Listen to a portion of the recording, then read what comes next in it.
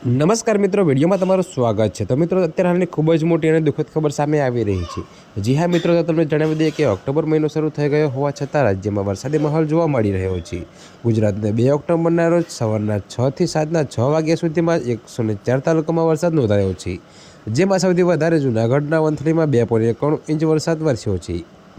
જી હા મિત્રો, તો તમને વધુમાં એ પણ જણાવીએ કે Gujarat state emergency operation centre Gandhinagar દ્વારા જાહેર કરાયેલા વરસાદના આંકડા પ્રમાણે 2 ઓક્ટોબર 2025ના રોજ સાંજના 6 વાગ્યા સુધીમાં 104 તાલુકામાં વરસાદ વરસ્યો છે, જેમાં વંથલીમાં 2.91 ઇંચ, વેદરડામાં 2.24 ઇંચ, જૂનાગઢમાં 2.13 ઇંચ, ગોંડલમાં 1.57 ઇંચ, અંજારમાં 1.46 inch, Visavadar Maliya Hatina 1.38 inch, Morbi 1.34 inch, Kukava Vadia મહુવામાં 1.26 ઇંચ, રાપર ચુડામામાં 1.18 ઇંચ, ભચાઉ ગાંધીધામમાં 1.10 ઇંચ, સાયલા અને કેશોદમાં 1.2 ઇંચ વરસાદ નોંધાયો છે।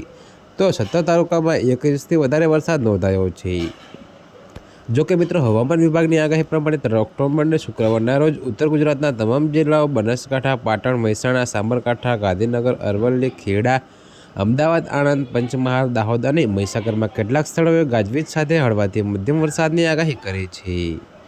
તો મિત્રો, અત્યારે હાલ માટે આટલું જ। મળીશું નવી અપડેટ સાથે। અને જો તમને અમારા વિડીયો પસંદ આવતા હોય તો વિડીયોને લાઇક, કોમેન્ટ, શેર અને અમારી ચેનલને સબસ્ક્રાઈબ કરવાનું ભૂલતા નહીં મિત્રો।